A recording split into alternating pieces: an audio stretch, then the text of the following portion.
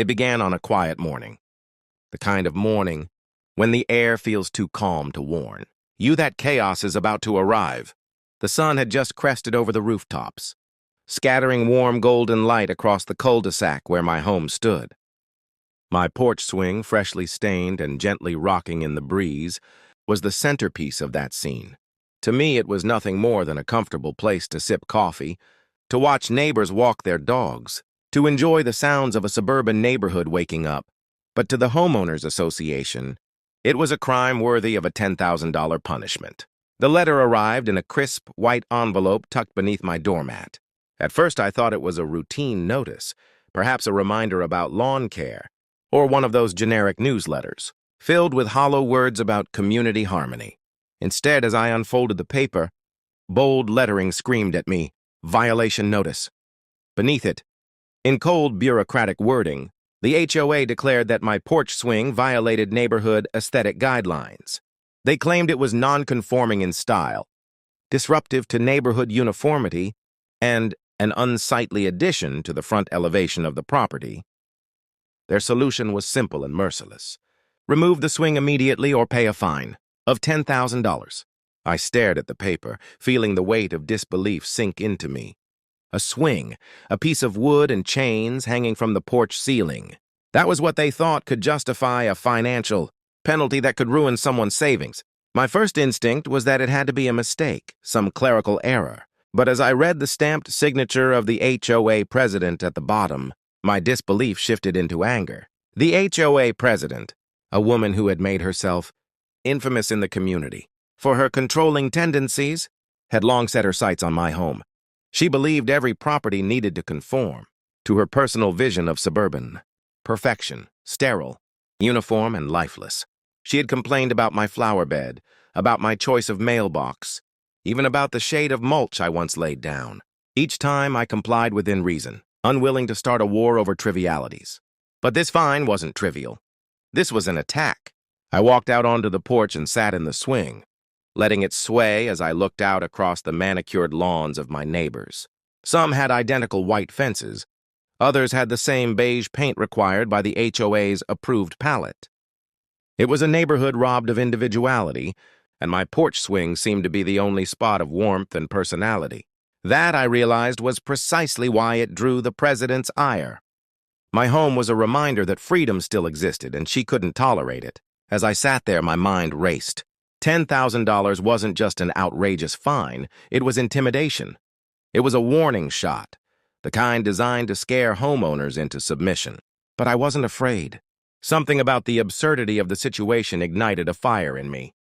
I refused to be bullied by an HOA board drunk on power. The first step was research. I dug into the HOA bylaws, flipping through endless pages of restrictions, clauses, and legal jargon. Hours turned into late nights as I studied every line. Nowhere, not once, was there a mention of porch swings. There were rules about fences, rules about paint, rules about roof shingles and yard decorations, but not a single word that could justify this supposed violation. The more I read, the more I realized the fine was baseless, a fabrication designed to intimidate me. The president and her inner circle weren't enforcing rules. They were inventing them. That realization turned my anger into determination. I wouldn't just ignore the fine. I would fight it. At first, I considered a quiet fight, filing an appeal through the HOA's internal process, presenting my case at one of their tightly controlled meetings.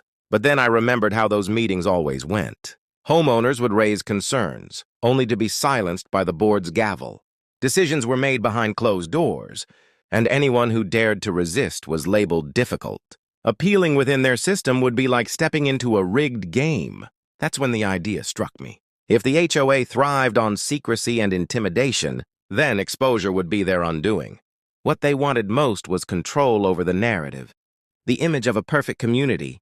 But what if their abuse of power was dragged into the light? What if the world saw what they were doing over something as harmless as a porch swing? The thought grew louder in my mind until it was impossible to ignore.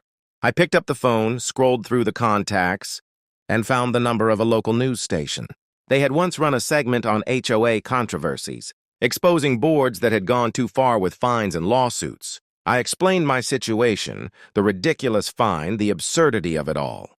To my surprise, the reporter on the other end didn't just sympathize, she sounded excited. Stories like mine, she explained, resonated with viewers. They revealed the hidden power struggles in suburban life, the kind of stories that spread like wildfire once people saw how outrageous they were. By the time I hung up, the plan was set. The news crew would visit my home in a few days. They would bring cameras, ask questions, and shine a spotlight on the injustice. And once the cameras rolled, there would be no hiding for the HOA. That night, as I sat once more on my porch swing, I felt a strange calmness. The swing creaked gently as the breeze carried the scent of fresh-cut grass. The HOA wanted to erase that sound, that comfort, that small piece of individuality. But instead, their attempt to silence me was about to become the very thing that exposed them. I knew the days ahead would bring conflict. The HOA would fight back, maybe even escalate. Neighbors might take sides. The board might launch more attacks, and the tension in the community could spiral. But for the first time since I'd opened that envelope, I felt confident. This wasn't just about a swing anymore. It was about standing up to a system that had gone too far. As the stars dotted the night sky above my home, I smiled to myself. The HOA thought they had power. Soon they would discover what it felt like to lose it under the glare of public scrutiny. And so, with the letter still pinned to my fridge as a reminder of their arrogance, I prepared for the storm that was about to unfold. The morning the news crew was set to arrive, the neighborhood carried an unusual stillness. Word had already begun to spread that I was challenging the HOA, and whispers drifted from porch to porch like a summer breeze laced with gossip. Some neighbors watched with curiosity, others with fear, and a few with open resentment. For years, the HOA had ruled over every blade of grass and every paint swatch with unquestioned authority. Most had accepted it, grumbling in private but never daring to confront the board. Now, for the first time, someone was preparing to drag their overreach into the public eye. I knew this day would mark a turning point. It wasn't just about a porch swing anymore. It was about a system that thrived on intimidation and silence. By agreeing to put my story on camera, I had turned a private feud into a public spectacle. And the HOA, especially its president, was not the type to quietly accept embarrassment. The crew arrived mid-morning in a white van stamped with the station's logo. The reporter, a sharp-eyed woman with a practiced air of confidence, stepped out first. Her cameraman followed, hauling gear that glinted in the sunlight, tripods, microphones, and a camera so large it seemed designed to capture every crack in the facade of suburban perfection. They greeted me with warm professionalism, but I could see their excitement simmering beneath the surface. Stories like this had a way of captivating audiences. They exposed hypocrisy, revealed injustice, and painted vivid portraits of everyday people caught in battles that seemed absurd yet deeply symbolic. The porch swing was just wood and chain, but to viewers it would become a symbol of individuality, crushed beneath the weight of petty authoritarianism. We set up on my porch, the swing gently swaying in the background. As the camera was adjusted, I noticed curtains shifting in nearby houses. Neighbors peeked through blinds, their silhouettes outlined against the glass. Some had even stepped onto their lawns, pretending to fuss with sprinklers or sweep driveways while their eyes remained fixed on the unfolding scene. The neighborhood had turned into an audience, waiting to see what would happen. When the bright light of the media clashed with the shadows of the HOA, the reporter asked me to begin at the start. I recounted the day I received the letter, the disbelief that morphed into anger, and the long nights combing through bylaws only to find no mention of porch swings. I explained how the HOA's fine was not only baseless but malicious, a weapon used to keep homeowners compliant and fearful. The camera captured it all, the letter pinned to my fridge, the swing that had sparked the feud, the quiet resolve in my eyes as I spoke of standing up to the board. As the interview progressed, the reporter guided me with careful precision. She highlighted the absurdity of a $10,000 fine for a piece of furniture. She drew attention to the silence of neighbors who felt trapped under the HOA's thumb, and she underscored the wider issue, how organizations designed to protect communities often transformed into tools of tyranny. It wasn't long before the HOA president appeared. Her arrival was as dramatic as it was predictable. Dressed in a sharp blazer that screamed authority, she marched down the street, her heels striking the pavement like warning shots.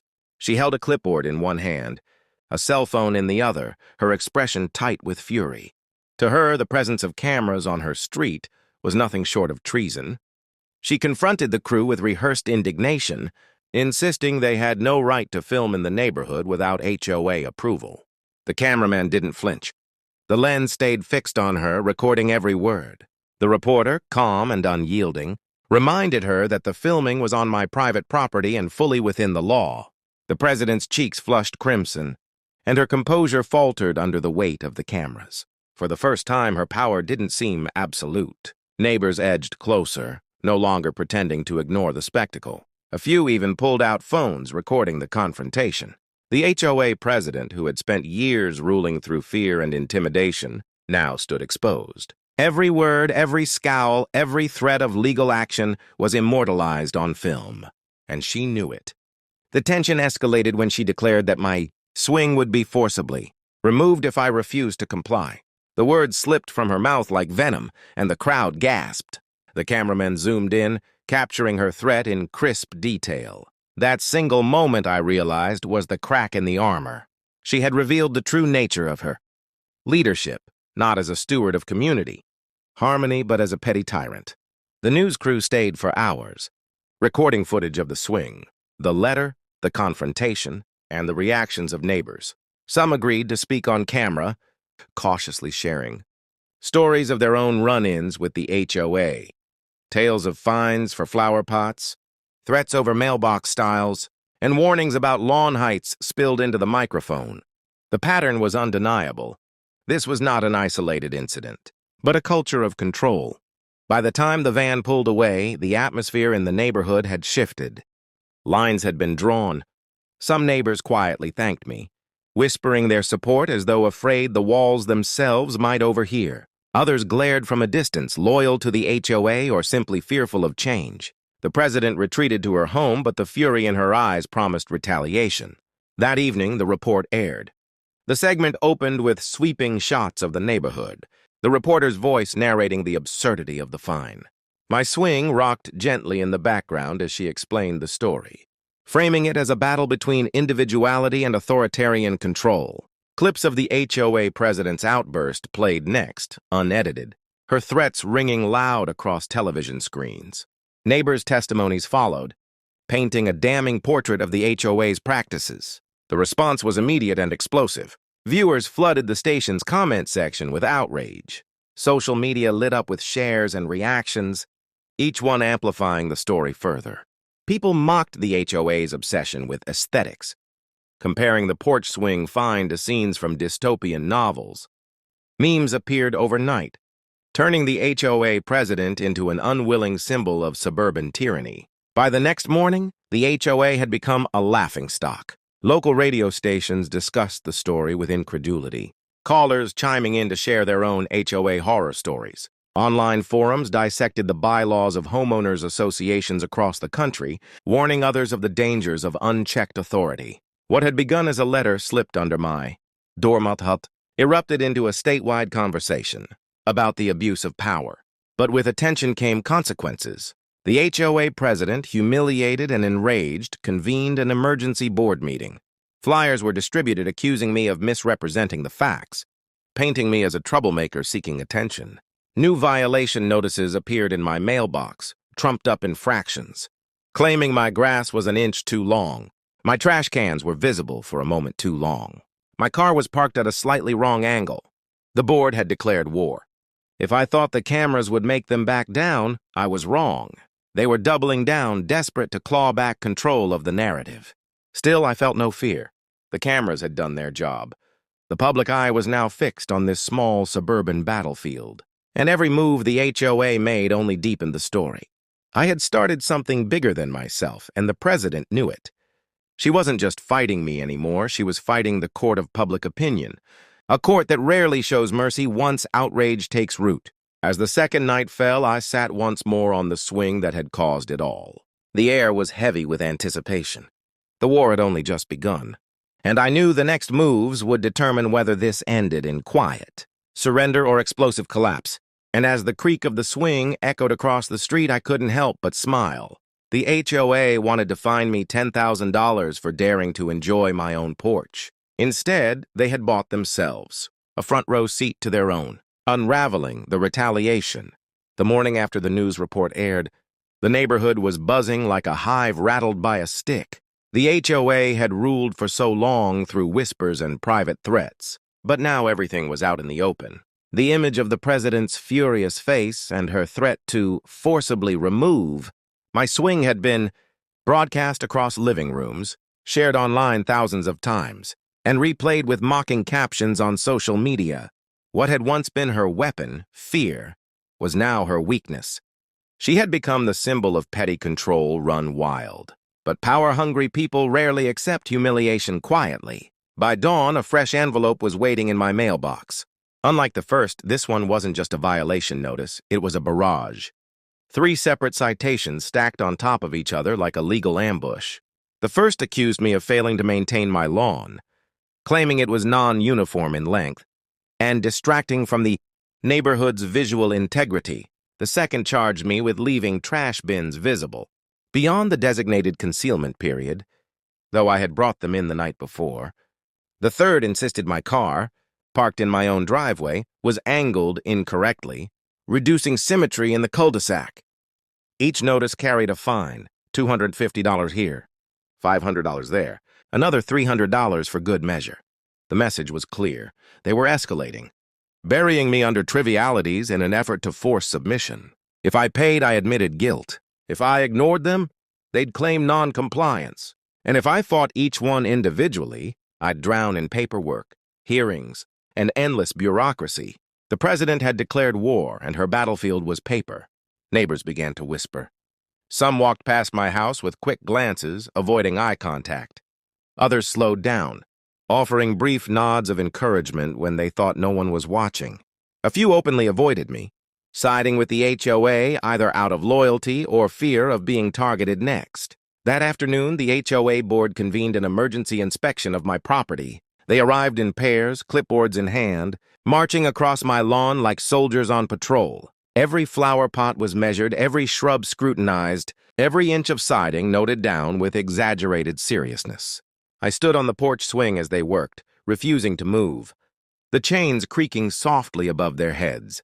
They avoided eye contact, but I could feel the hostility radiating from their pens as they scribbled furiously, desperate to find ammunition. By evening, 5 more notices appeared, each one laughable in its pettiness. A bird feeder too rustic, a garden hose improperly coiled, a welcome mat non-conforming in design. Each fine felt less like enforcement and more like a tantrum, a desperate attempt to punish me for exposing them. Yet strangely, the more they retaliated, the calmer I felt. Their attacks, once frightening, had become absurd. Every new notice wasn't proof of my wrongdoing. It was proof of their corruption. And I wasn't the only one who noticed. Neighbors began slipping quiet notes into my mailbox, anonymous letters of support. One confessed they had been fined $1,000 for having excessively colorful flowers. Another described being threatened with foreclosure over a fence an inch too tall. The HOA had ruled through intimidation for years, but now people were beginning to speak. The president, however, refused to see her crumbling authority. Instead, she doubled down. She called a mandatory HOA meeting, distributing notices that all residents were expected to attend. The agenda was vague, but the timing left no doubt. It was retaliation aimed squarely at me. The meeting was held in the community clubhouse, a sterile room with beige walls and rows of folding chairs. The air inside was tense, thick with unspoken conflict. The board sat at the front like judges presiding over a trial, their president in the center, lips pressed thin in determination. Her eyes locked on me the moment I entered, a mix of anger and desperation glinting behind them. The meeting began with hollow words about maintaining standards and protecting property values. But quickly the facade dropped. My name was mentioned. My porch swing described as a blatant violation of community harmony. The president read aloud the stack of fines she had issued, each one exaggerated in tone as though I had committed crimes against the very fabric of the neighborhood. Neighbors shifted uncomfortably in their seats. Some avoided looking at me, others glanced back with nervous sympathy. A few, emboldened by the cameras that had already exposed the president once, began to whisper among themselves. The tension mounted as the president launched into a tirade about defiance and threats to order. She was no longer just fining me for a swing, she was making an example of me. But then something unexpected happened. A neighbor stood up. She was quiet, timid, someone I had barely spoken to before. With a shaky voice, she admitted she too had been fined unfairly, punished for a lawn gnome her children had given her as a gift. Another neighbor followed, recounting how the board had threatened to sue him over a shed that predated the HOA itself. The floodgates opened. One by one, people began to speak, their voices growing louder, their confidence building. Stories of bullying, intimidation, and arbitrary fines filled the room. The president pounded her gavel, demanding order, but the momentum had shifted. For the first time, the community wasn't afraid. They were angry. I didn't need to speak. My presence alone was enough. The swing had become the spark that ignited years of suppressed resentment. The president, once untouchable, now sat sweating under the weight of her neighbors' collective outrage. Her eyes darted nervously, her carefully maintained control slipping through her fingers. By the end of the meeting, chaos reigned. The board retreated to whispers among themselves, their authority fractured. Neighbors lingered in groups, voices buzzing with newfound defiance. The seed of rebellion had been planted, and it was growing fast. That night, as I sat once more on the swing, I reflected on how quickly things had escalated. A simple porch swing had turned into a war, and now the war was spreading. The HOA wasn't just retaliating against me. Anymore, they were fighting for survival. And the community, once cowed into silence, had finally begun to see them for what they were. But I knew the president wouldn't back down. Humiliation breeds desperation, and desperate people make reckless moves. The cameras had wounded her pride. The meeting had cracked her control. But she still had weapons left, lawyers, fines, threats of foreclosure. The fight wasn't over. It was only beginning. The retaliation had made one thing clear. This wasn't just about me versus the HOA. It was about a neighborhood waking up, about people realizing they didn't have to live in fear of clipboards and citations. The president had drawn the battle lines, but she had underestimated her enemy. As the swing creaked softly in the night air, I could feel the storm building.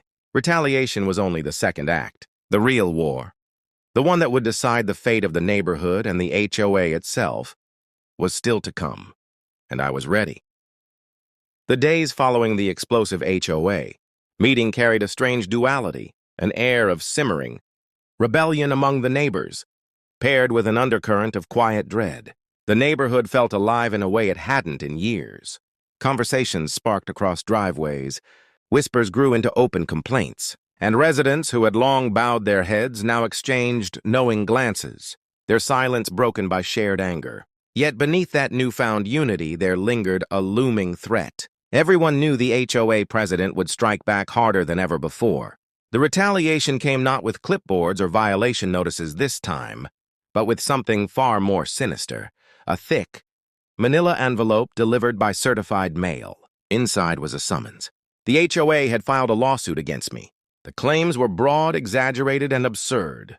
They accused me of breaching the community covenant, of endangering property values with my non-compliant swing, and of creating a hostile environment by attracting media attention. The damages demanded were staggering, tens of thousands of dollars, far beyond the original fine. They were attempting to crush me not with neighborhood politics, but with the full weight of the legal system. For a moment, the gravity of it all pressed down on me. Lawsuits were no small matter. They meant court appearances, lawyer fees, endless paperwork, and months of uncertainty. It was the kind of tactic designed to make an ordinary homeowner fold, to intimidate through sheer financial and emotional exhaustion. This was the HOA's final card, the nuclear option.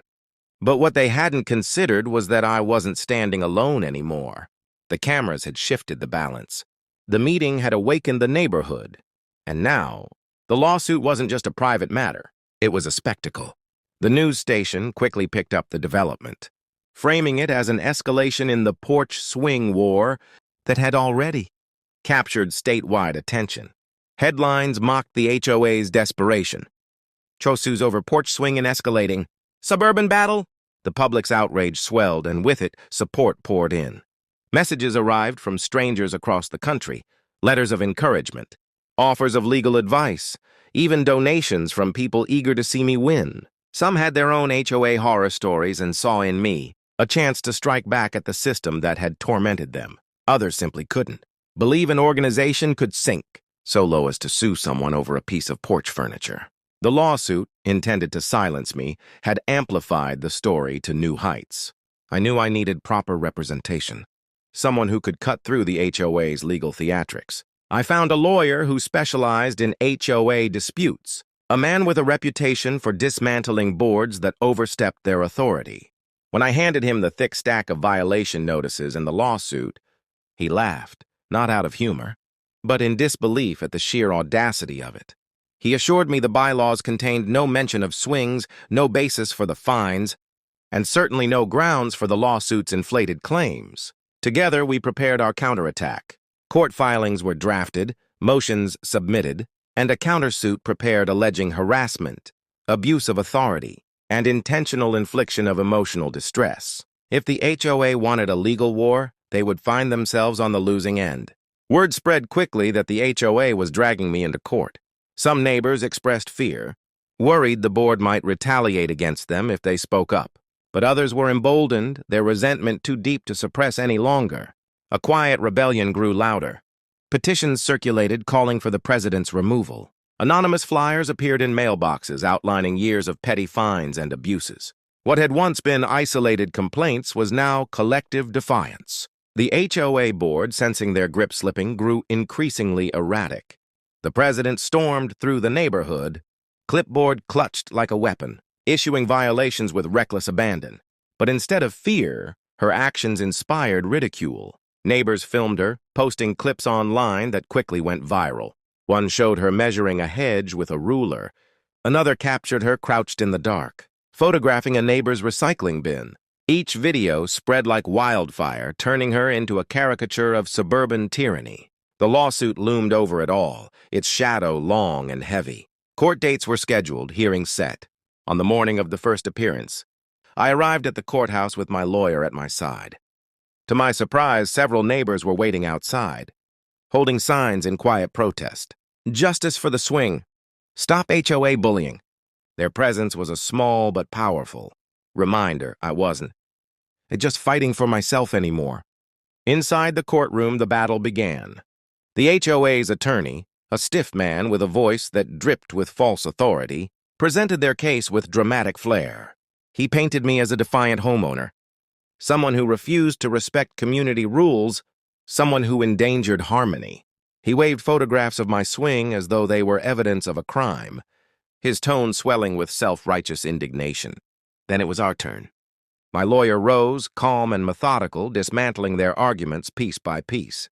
He pointed to the bylaws, highlighting the glaring absence of any rule against swings. He cited case law, reminding the court that HOAs could not fabricate rules retroactively. He revealed the harassment, stacked fines, retaliatory inspections, baseless accusations. With each word, the HOA's case unraveled further.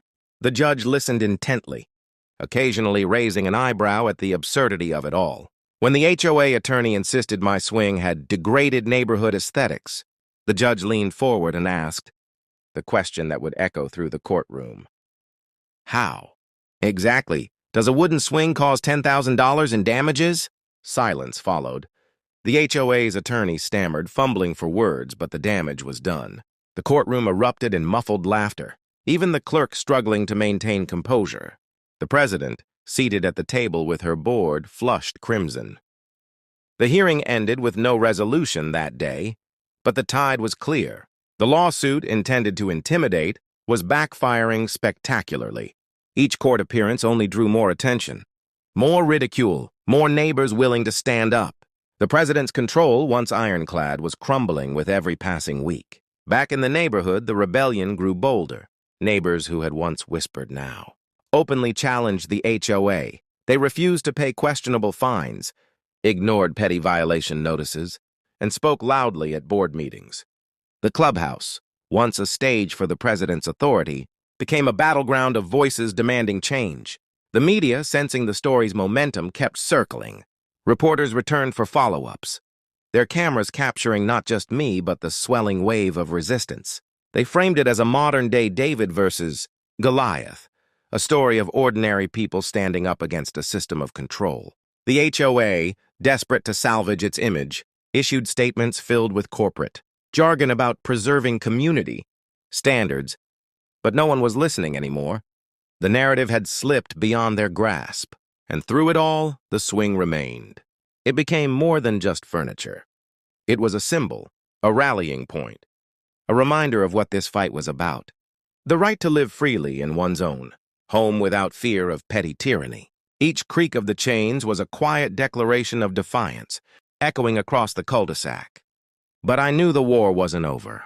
The courtroom battle was far from decided, and desperate leaders make desperate moves. The president had already escalated beyond reason, and I suspected she would go further still.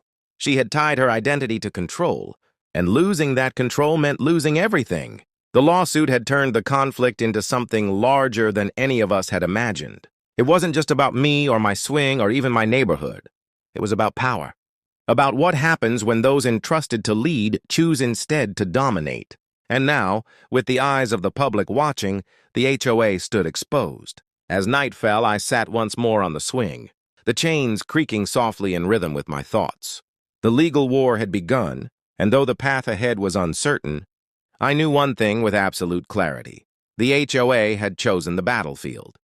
But they had underestimated their opponent. And soon, under the gavel of justice and the glare of the cameras, they would learn just how costly their arrogance could be. The lawsuit had cracked the facade, but what followed was an avalanche. Once the illusion of authority splintered, there was no patching it back together. The HOA board had ruled for years through intimidation, a machine fueled by silence and fear. But now silence was broken. Fear had turned into anger, and anger, once shared, was unstoppable.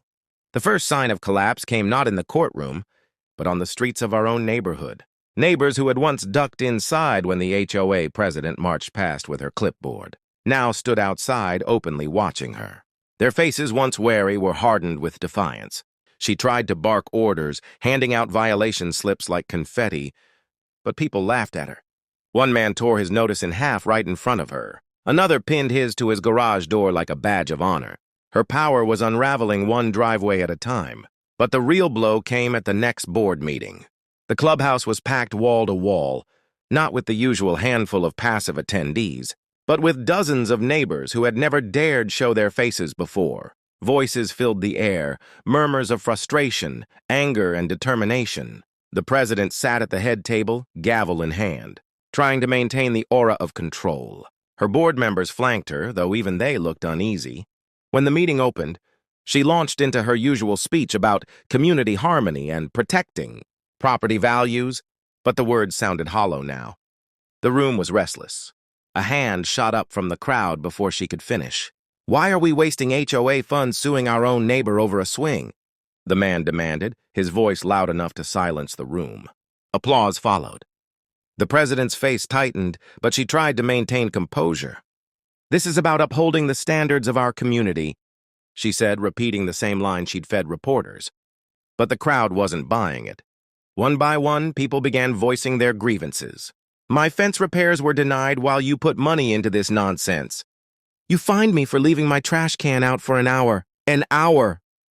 You're suing someone over a porch swing while the roads are falling apart." The gavel banged against the table, but it was useless. The room had slipped from her control. For years, the board had acted in shadows, with homeowners too isolated or scared to fight back. But now the entire neighborhood was watching, united, and their anger was laser-focused.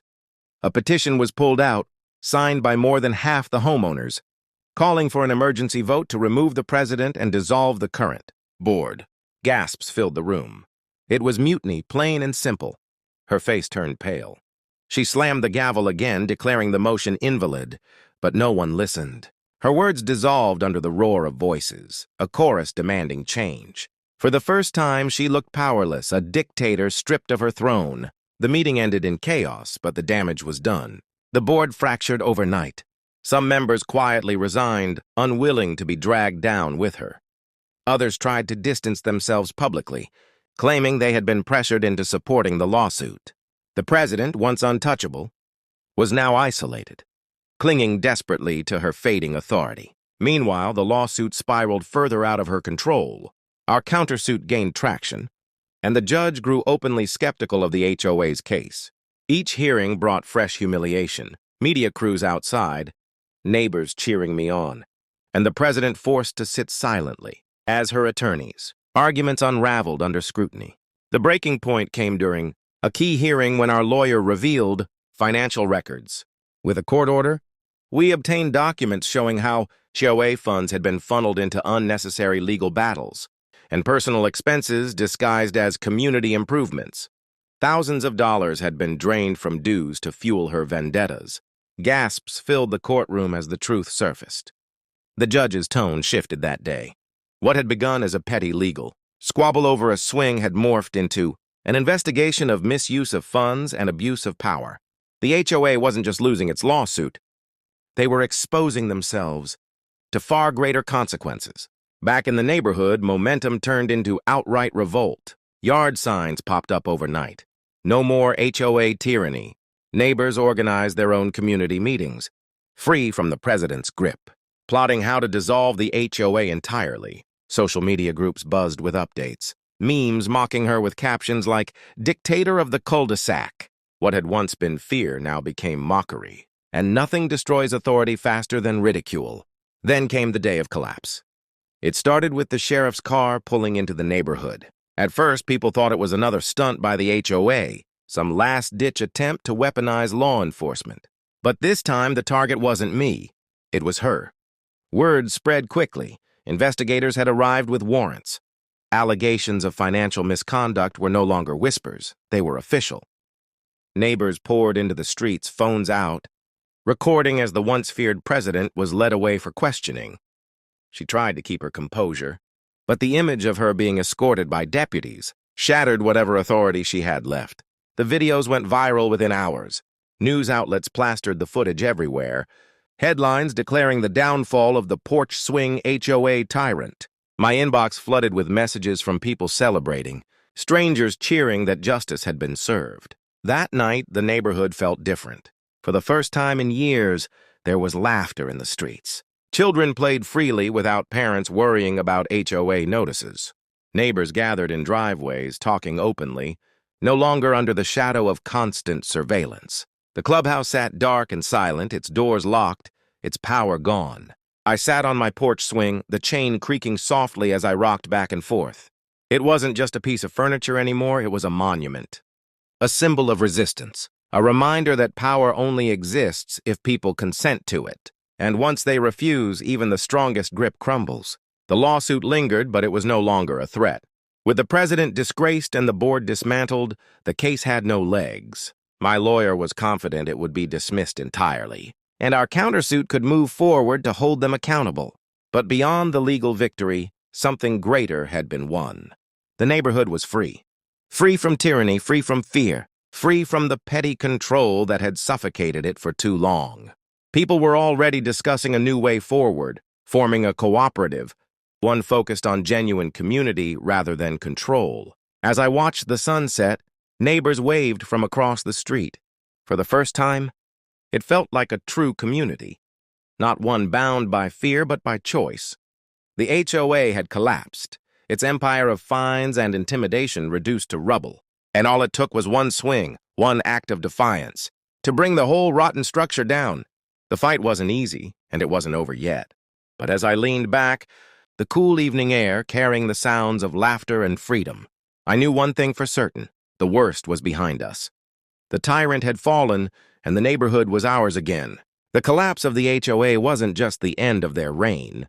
It was the beginning of something new, something better. The fall of the HOA. President had shaken the ground beneath our neighborhood. But what came next was perhaps the most important part of the story, the rebuilding. For years, the HOA had ruled like an iron gate, controlling every decision, every blade of grass, every fence slat.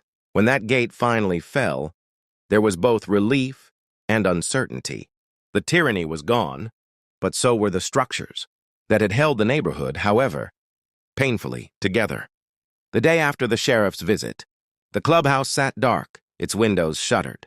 The once busy parking lot, where residents had nervously lined up to attend board meetings, was empty. The bulletin board that had been filled with violation, notices, and fine warnings was bare. It was eerie at first, almost like a ghost town, because for so long the HOA had been the heartbeat, even if it was a heartbeat people despised.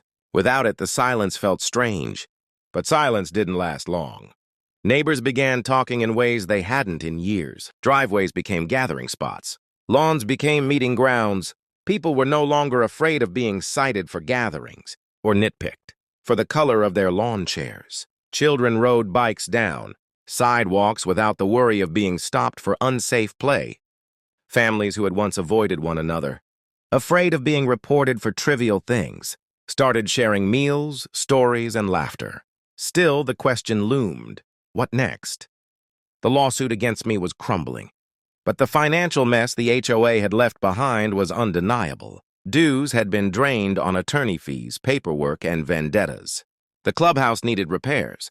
The landscaping contracts had been neglected, and the neighborhood security cameras no longer worked. Years of mismanagement had left behind a trail of damage, and for the first time, it was up to the residents to decide what to do about it. It started with a single gathering, not a board meeting, but a true community meeting, neighbors coming together at the park.